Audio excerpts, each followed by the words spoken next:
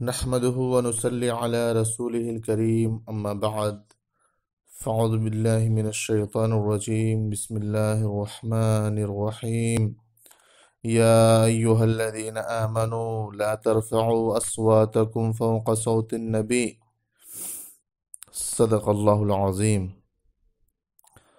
وقال النبي صلى الله عليه وسلم إذا أكل أحدكم فليأكل بيمينه وإذا شرب فليشرب بيمينه فإن الشيطان يأكل بشماله ويشرب بشماله أو كما قال عليه الصلاة والسلام.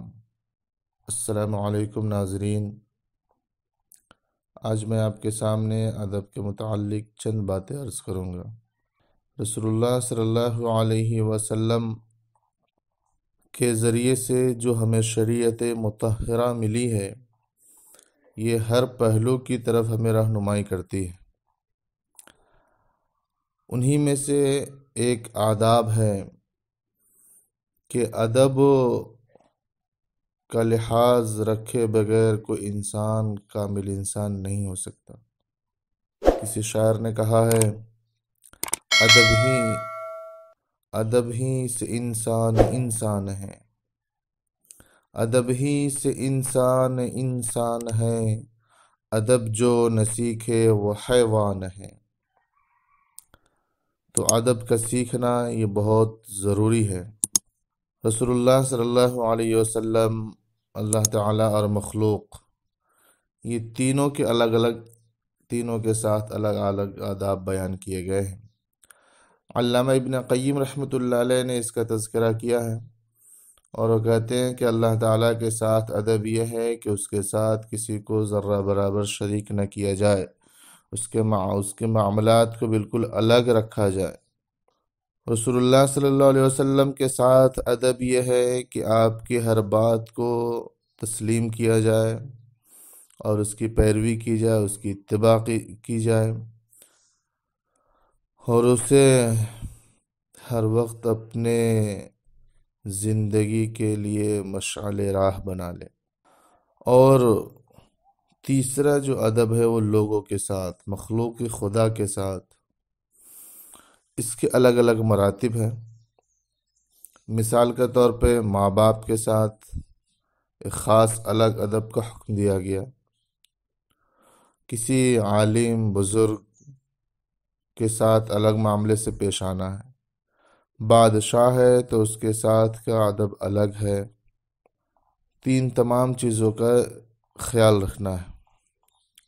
اگر اس کی پابندی کرتے ہیں تو ایک باادب انسان کہلاتے ہیں، اور جس کے اندر ادب نہیں ہے وہ انسان ہی نہیں ہے۔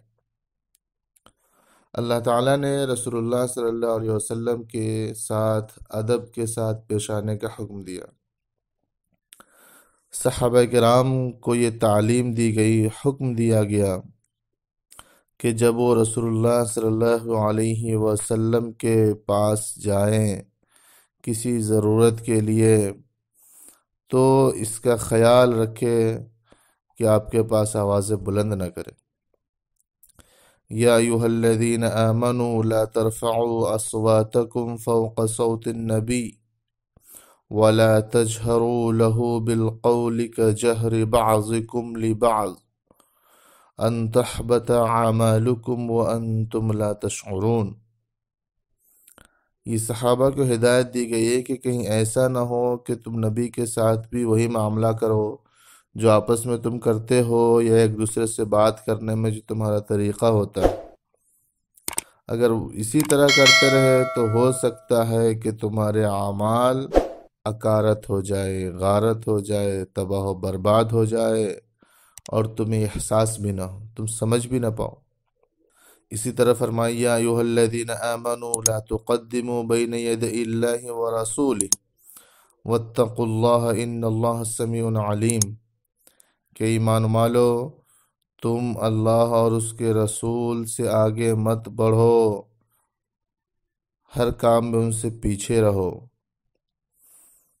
اور اللہ سے ڈرتے رہو، بے شک اللہ تعالیٰ خوب سننے والا اور جاننے والا۔ اس طرح بہت سارے موقع پہ آداب بیان کیے گئے اور سکھائے گئے صحابہ کو۔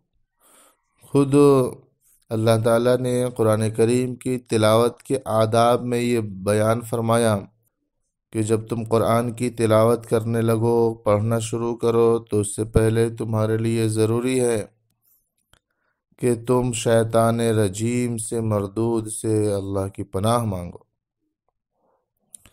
اور اگر قرآن کوئی پڑھ رہا ہے، وہاں کوئی موجود ہے سننے والا، تو اس سے کہا جا رہا وَإِذَا قُرِئَ الْقُرْآنُ فَاسْتَمِعُوا لَهُ وَأَنصِتُوا لَعَلَّكُمْ تُرْحَمُونَ۔ قرآن پاک کی تلاوت کے وقت خاموشی کے ساتھ سننا بہت ضروری ہے۔ اگر کوئی خاموشی سے نہیں سنتا ہے، وہاں شور ہنگامہ اس طرح کوئی ایسی حرکتیں کرتا ہے، تو یہ بہت ہی شرمناک ہے اور اس کے ساتھ بہت ہی برا ہو سکتا ہے۔ اس لیے فرمایا لعلکم ترحمون، اگر تم سنو گے تو تم پر رحم کیا جائے گا، اگر تم نہیں سنو گے تو تمہارے ساتھ دوسرا سلوک کیا جا سکتا ہے۔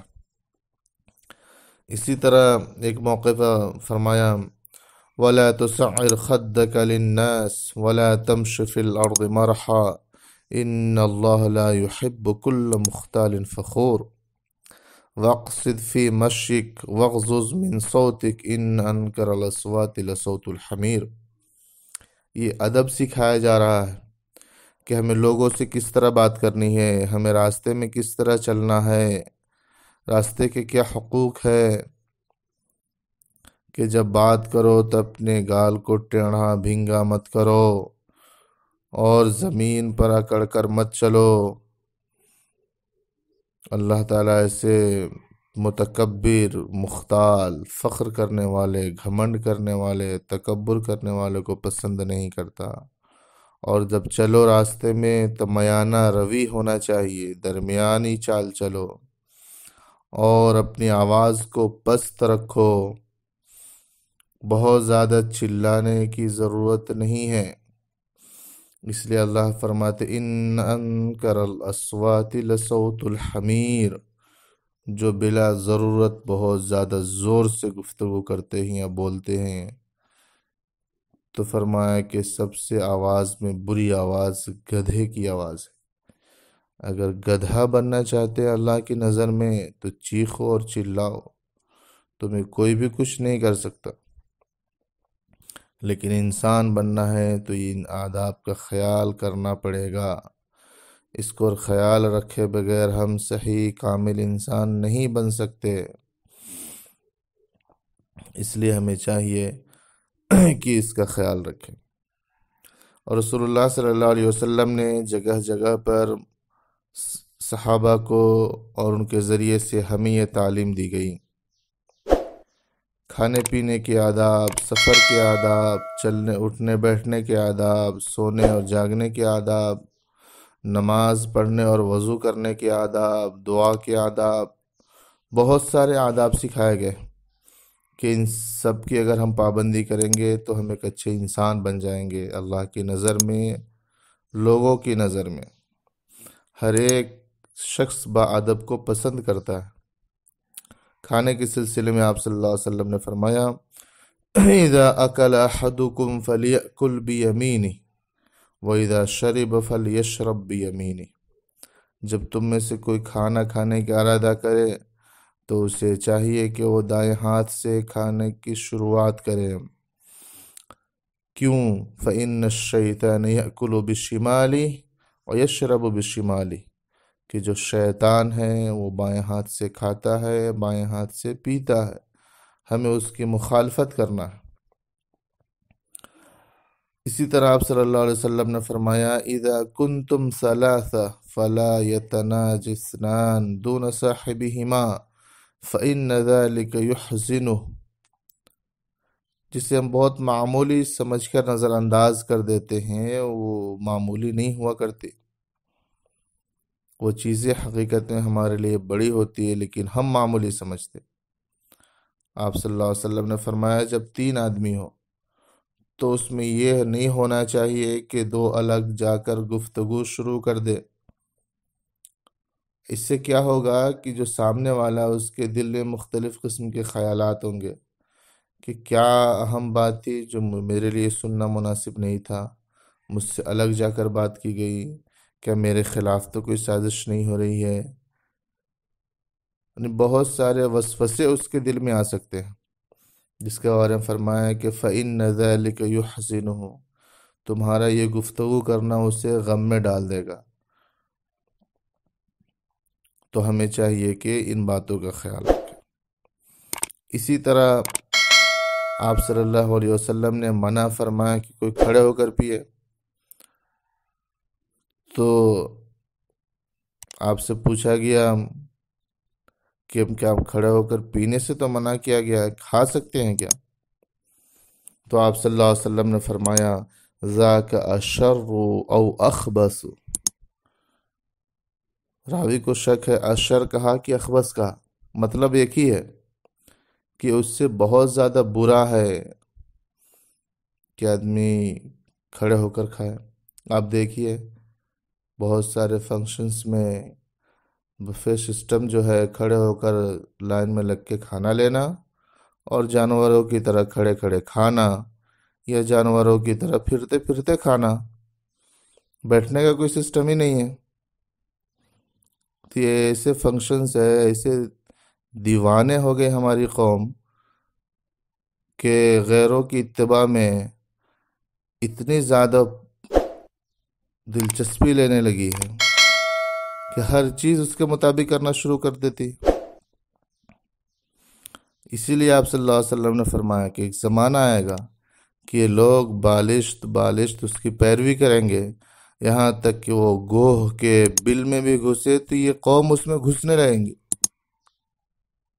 گوہ یہ مثال دی گئی ہے کہ اتنا تنگ ہوتا ہے، اس میں کیسے جانا مشکل ہوتا ہے، پھر بھی ہماری قوم کو سمجھ میں نہیں آ رہی ہے۔ اس میں سمجھتے ہیں کہ ہمارے لیے بہت آسان ہے، کھانا رکھ دیے، لوگ آ رہے ہیں، کھا رہے ہیں، جا رہے ہیں، لیکن یہ سمجھ نہیں رہے کہ ہم کتنا بڑا گناہ کر رہے ہیں۔ کھانا کھانے کے آداب کیا ہے، رسول اللہ صلی اللہ علیہ وسلم نے کیا باتیں بیان فرمائی ہیں، اللہ کا کیا فرمان ہے، ذرہ برابر اس کی طرف توجہ نہیں ہوتی۔ اس لیے ہمیں چاہیے کہ ہر چیز میں اللہ کے رسول کے طریقے کی پیروی کریں، چاہے کھانے پینے کے طریقے ہو، اٹھنے بیٹھنے کے ہو، راستے میں بیٹھنے کے ہو، راستے میں چلنے کے ہو۔ اس کا خیال کیے بغیر ہم صحیح کامل مسلمان نہیں ہو سکتے، اور جب کامل مسلمان نہیں ہوں گے تو اللہ تعالیٰ نے جو ہم سے وعدے کیے ہیں وہ ہمارے لیے پورے بھی نہیں ہوں گے۔ اس لیے ہمیں چاہیے کہ ان باتوں کا خیال رکھیں۔ اللہ تعالیٰ ہم سب کو اس کی توفیق عطا فرمائیں، آمین۔ وآخر دعوانا ان الحمد للہ رب العالمین۔